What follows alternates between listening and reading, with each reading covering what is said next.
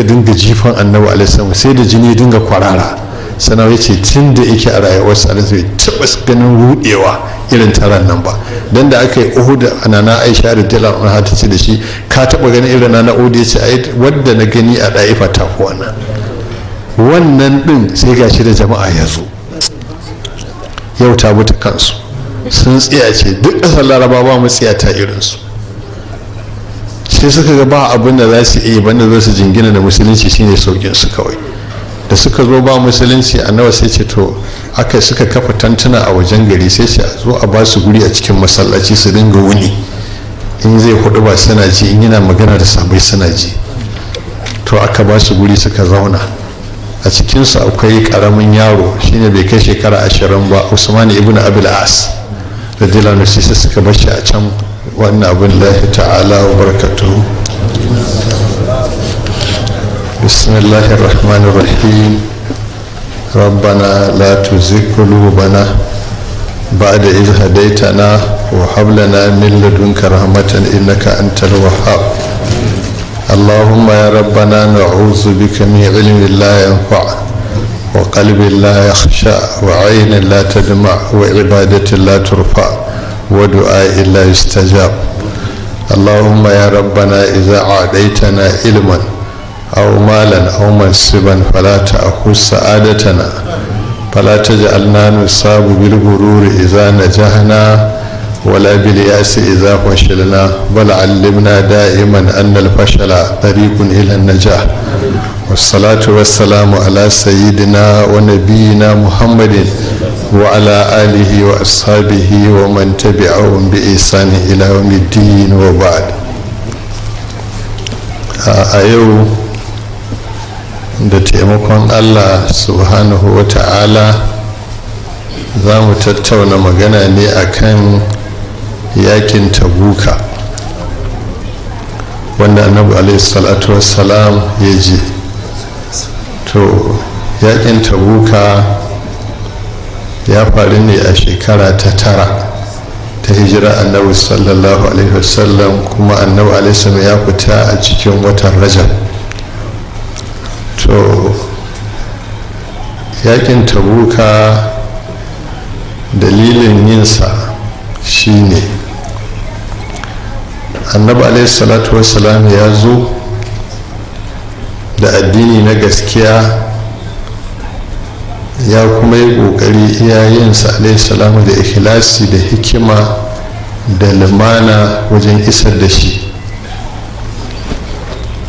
Amma zuciya ta dan adam da shedan yasa aka ja rigima da shi, aka sha ta daga. To aka dinga fafata yaƙe-yaƙe. To daga cikin wanda suka fi kowa ƙarfi da tasiri a wajen yaƙar annabi alaihi salatu wassalamu su ne ƙurayshawa na Makka. Suna da faɗa a ji na tattalin arziki, suna da faɗa a ji a sha'anin addini, suna da faɗa a ji ta hanyar shugabanci, saboda su ne makotan ɗakin Ka'aba. To fatahu Makka da aka yi shikenan an gama da ƙarfin ƙurayshawa, dole suka miƙa wuya. To sai ƙabilar take da ƙarfi ita ce Qaisu Ailana. To Qaisu Ailana daga cikin ƙabilar da suke da ƙarfi a cikinsu su ne Hawazin, wanda a gazotul ahzab su suka fito da mutum 6,000, wanda Quraysh ma da 4,000 ta fito. To su ma suka tunkari annabi alaihi salamu tun yana Makka, lokacin da ya buɗe Makka ɗin suka ɗaura ɗamarar su zo su yaƙe shi. Shine annabi alaihi salatu wassalam ya tunkare su a Makka, ya shirya ya fita ta gurin da ake kiransa Shabika. Annabi alaihi ya tafi da mutum 10,000 a wanda ya taho da su daga Madina, wanda suka hada da muhajiruna da ansaru. wannan su ne wato ginshiki da musulunci ya wato rufin musulunci ya tsaya a kansu. Wannan ba a da ja a kansu, ba a da tsoro, babu rashin tsari, saboda dukkan wata tarbiyya da ake bukata sun samu. to sai aka sami mutanen maka wanda suka musulunta ranar fatahu maka saboda afuwar da aka yi mutum 2000 sun shiga cikinsu. to su lokacin farin shiga ne an tafi hanya sai waɗansu daga cikinsu da san Allah ba su wani wata'ala sosai farkon shiga ne sai suka yi alfahari suka ce lan gulabal yawma min kasara, yau inda yawa ne zai sa a karya wani ya sai karya mu 12,000 ne. suna zuwa ko aka yi musu kwantan bauna aka yi fata-fata duk aka tarwatsa su. annabi alaihissalam bai fi mutum 7 zuwa 12 ba tare da shi alaihissalam, sai da ya sauka daga kan alfadararsa yana rajiz yana cewa anan nabiyyu la kazib ana ibnu abdul muttalib, saboda babu tsoro ga mutane sun yi ca amma shi yake ta fito da kansa ya sauka da kan alfadara suna rike ta waɗanda suke tare da shi din. to daga cikin abun mamaki a lokacin akwai abu sufyan ibn al-haris wanda shine ya fi kowa matsawa da kin annabi alaihi salatu wassalam, sannan kuma yan mazazar suke, kuma yana daga cikin mutum 5 da suka kowa kama da annabi alaihi salam. shine wanda hassani ya dinga rafkarsa ya ce ala abuli aba sufiyana anni fa anta mujawwahun nakhabun khawa'un bi anna suyufana tarakarka abdan wa abdud dari sadat hal imahu. to shi kuma a lokacin da aka buɗe makaɗin sai na alisoro da yan mazazar suke da dalar sai ce masa je kaka ce da shi tallahi da kar'asar kallahu alaina wa in kunna la khadi'in. sai abu sufiyan ne je shi da annabi alaihi salamu tallahi la kar'asar kallahu alaina wa in kunna la khadi'in, sai ce na yafe maka. sai na ali ne ya nakalta masa domin ya tunasar da shi annabi yusuf alaihi salam, haka yan wasu suka faɗa ya yafe musu. annabi alaihi baya son annabi yusuf alaihi salam fi shi afwa. to ikon Allah sai zamana a wannan ranar hunaini abu sufiyanin bai gudu ba, shi ne ke rike da alfadar annabi alaihi salam ya ce da shi man haza, sai ce ana ibnu ummika, bai ce ana ibnu ammika ba, ni dan babbanka ne, sai ce ni dan babanka ne, saboda mace ɗaya ce ta shayar da su.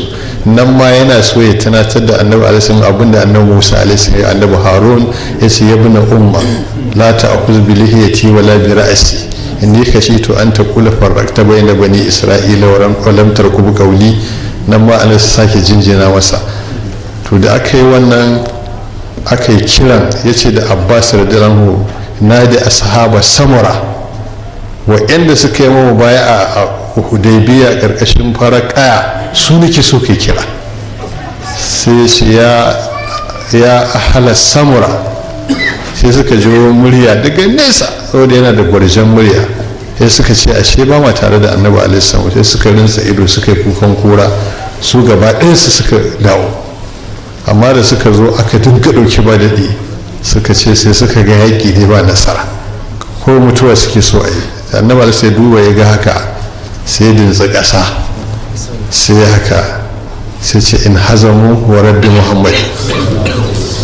suka ce daga nan sai sai ga takobban wa'ancan sun dakushe, sai ka maka tura keke rududud shi kenan. kuma sun fito da ƙarfi, duk wanda yake da bawa ya fito da duk bayan da yake da su gaba ɗaya, ya fito da duk garken raƙuman da yake da su gaba ɗaya, ya fito da garken tumaki da awaki, duk suka fito wai saboda su yaƙi na mutuwa saboda kare wa'annan. Allah ba da sa'a gaba ɗaya aka karya su aka kwace wa'annan. to su suka fi kowa ƙarfi a ƙasar larabawa, sai aka karya su daga hunaini, wanda annabi sai dinga raba raƙuma 100 ya rabar da tumaki da awaki guda 21,000, ya dinga auna zinare da kwano kamar gero. to daga nan dukkan wani mai tashin karan hanci a ƙasar larabawa an gama da shi, sai wanda ba a rasa bai facal saboda ka ƙasar larabawa kaf ta zama ƙarƙashin annabi alaihi salatu wassalam, wa mai motsi ya fi ƙarfin kowa alaihi salam. saboda haka sai jama'a kuma suka yi ta karɓar musulunci duk ƙauyuka sahara suka dinga fitowa ƙauyukan sahara suka miƙa wuya, waɗansu saboda ƙauna, waɗansu saboda tsoro, waɗansu don saboda su samu mijingina mai ƙarfi su wuce zilla. to yin wannan abinda annabi alaihi salatu wassalam ya duba tun ranar da zai sa kafarsa a madina alaihi salamu sai ta faru. damar ran da zai shiga madina alaihi salamu an tare shi ana waka da albadru alaina min saniyatil wada, sai ya tabbatar zai gamu da kalubalen yahudawan cikin garin madina, ya tabbatar zai gamu da kalubalen larabawan ƙauye na gefen madina, ya tabbatar zai gamu da kalubalen ƙurayshawan maka za su biyo shi ba za su kyale shi ba, zai gamu da kalubalen larabawan najidu, kuma zai gamu da kalubalen farisa da rum, saboda su a waje suke suna ta yin mulkin mallaka, suna faɗaɗa ƙasashe. wannan abin da yake ya hana su faɗaɗa ƙasashe da suke ƙarƙashin su ma duk sun musulunta kuma za su yi musu tawaye. to kawai annaba sai yana zaune sai aka zo aka ce masa rum a lokacin su ne daula mafi ƙarfi da sojoji da aka yi bawa horaswa ta aikin soja ƙwararru, kuma sana'a su ce kurin aikin soja. aka ce ga sanar sun zo balka'u sham shine wanda yanzu ake kiran kasar jordan. aka ce ga sanan ana annabar samu ya ji sahabbai hankalinsu ya tashi suna ta tunanin lalle za a farwa madina. ta kai an ce akwai ranar da wani zo ya bubbuga sai na umar da zai lana kofa cikin dare yana buga masa sai fito da sauri ishe sun zo ne, a ce abin ya kai ya shiga cikin zukatansu, sun zo ne, sai ce a ba su bane, ya faɗa masa sakon da zai gaya masa. to a lokacin da wannan abu ya faru, rum ta zo ita ce arhabu kowa, ita ce daular da ta fi kowace daula kwarjini da ban tsoro a doron ƙasa a lokacin. saboda ka laraba suka fahimci cewa wannan abun fa ya ɓaci, za su shigo su tadda annabi alaihi salam. saboda ka babu abin da yake gaban annabi alaihi salatu wasalam da musulmi sai ɗayan biyu, ko su zauna a madina rum ta shigo har madina a fafata, ko kuma su fita su tare su a can. a zaɓi a zo madina a tarske su a can shine mafi sauƙi, amma kuma akwai haɗari a ciki. haɗarinsa na farko, duk nasarar da musulunci ya samu, rum in ta keto har zuwa madina duk inda yake karkashin musulunci ta kwace shi kenan. sannan kuma ta zo ta tar da musulunci har cikin gidansa. idan ta aka yi rashin sa'a ta tumɓuke madina shi kenan babu cibiyar musulunci. sannan kuma annabi sun ba shi da ikon da zai tsara wa kansa inda za a buga yakin da kuma lokaci.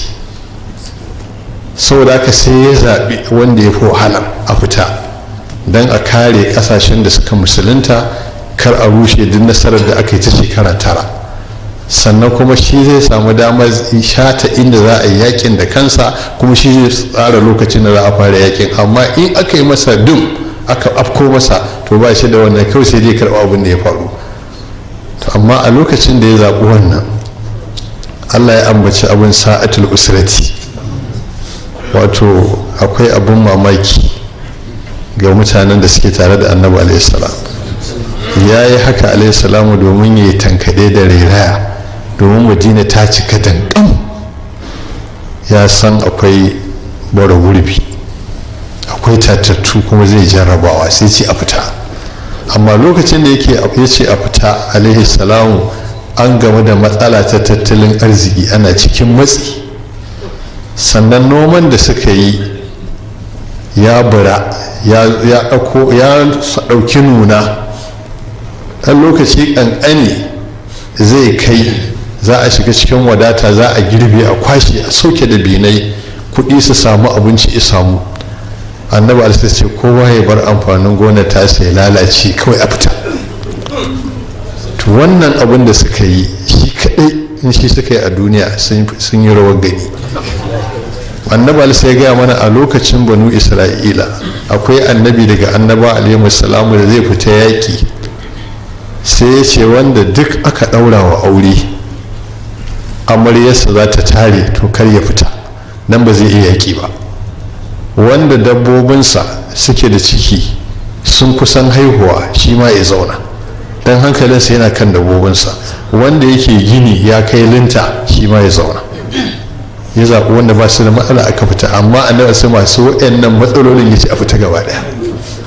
Suka kuma haƙura da wanda suka yi auren angwaye da waɗanda suke duk amfanin gonar an wahala kuma gashi ya zo, sai ya ce a fita shine sa'atul usrati. Sannan akwai tsawon tafiya a yanzu da aka yi sufiyo, aka yi hanya, aka yanke duwatsu, aka yanke korame, aka yi gadoji, kilomita 700 ne a yanzu da aka yi mata wannan kilomita 700. A wancan ku ka san irin kwane-kwane da ake tafiyar ƙasa, a hau dutse a sauka a shiga rami a fita, sai ta hau da kilomita 1000. Sannan babu bishiya wacce za a huta, babu kuma idan ruwa, daga duwatsu kawai sai rairayi, ga nisa, ga tattalin arziki babu abun hannu, ga kuma abin da ake takamar da shi lokacinsa ya zo aka ce su bashi haka ilalace ko su fita, suka fita. Sannan kuma a lokacin ana tsananin zafi, ba air condition, babu kankara, kowa sarkaci kurin da shi ta ruwa. Saboda aka fita ba cikakken abinci, babu ruwa isasshe, sai 'yan sarkoki. To shi sa Allah ya ambaci abin sa'atul usrati. Sannan wanda za a je a yi aran gama da shi din shine karfin da ya fi kowane karfi a duniya a wannan zamanin. Kawai suka yanke a fita, to suka amsa wa annabi alaihi salatu wasalam fitar. To da za a yi wannan fitar, annabi da izaba abu na farko da yake ciki tankaɗe da rairaya don a gane sahun muminai, a gane sahun munafukai, to kuma an gane. Sannan na biyu don ya zaɓa wa kansa lokacin da za a yi aran gamar, ya kuma zaɓa kansa mahallin da za a yi aran gamar alaihissalam. Na uku don ya ba su, ya saka musu ruhi na yaƙi a cikin zukatansu, cewa ba sai da laraba za su kaura ba, ko da wace irin ƙabila a duniya za a iya kausawa. Sannan kuma yana so ya koya musu su samu zurfin fahimta na strategy na yaƙi, domin su fita inda ba su saba ba, su ga irin yanayin gurin don su shirya, ko da nan gaba a bayansa za su iya rinkaran gama da kowace al'umma. Sannan alaihissalam ya shirya wannan ne don ya tarbiyyantar da su, ya horar da su akan ɗaukar nauyi da kuma jure wahala. Sannan annabi alaihissalatu wasalam ya zaɓi wannan fitar domin ya ja hankalin mutane duk, ya zama hankalinsa ya koma kan maganar yaƙi. Sannan ya yi haka alaihissalam domin ya kare musulmin da suka musulunta suke cikin sahara, ba za a bar cikin wahala ba, domin lokacin da suka zo nan suka kewaye duk musulmi da suke nahiyar cin zalinsu kawai suke yi, su kwace duke wannan, su karɓa matar wannan, su farwa gidan wannan.